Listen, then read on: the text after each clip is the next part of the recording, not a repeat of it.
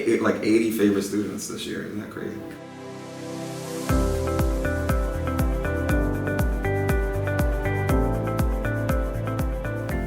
Hi, my name is Jared.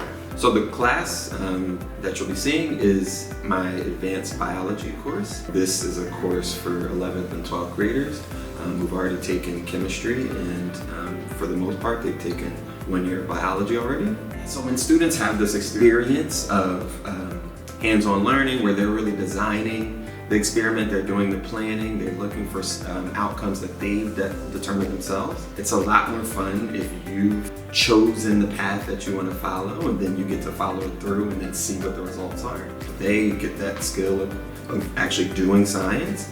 They'll be much more prepared when they go to college. Sometimes what I'm looking for are labs that allow students to really have to think strategically, think creatively, design their own experiments. So this lab is the Milk Mystery Lab. There will be 7 different types of milks. They're only labeled 1, 2, 3, 4, 5, 6, 7. The students need to figure out which milk is which. They need to use 4 lab tests that they've learned in this unit. And so using those 4 tests, they need to come up with a plan to determine what each of those milks is. So what I hope to see from my students is a really thought out, logically sound procedure for determining the identity of these 7 different milks. It should be rooted in a really thorough rationale. Like, how does this help me distinguish between these 2 types of milks? If that doesn't work, what sort of tests can I use to try and still figure out the results that I need? Actually, my favorite part of this lab is the planning stage, right? It's like watching a student do like a Sudoku or something, right? Like, oh, what's my approach here? How are we gonna do this? How are we gonna get the result we need? Because you get to see students really thinking through and connecting what we've learned in the course and kind of trying to make sense of what should I see in which type of milk. It's exciting to watch their planning and just see how they all end up sort of taking different paths to get to a similar result in the end.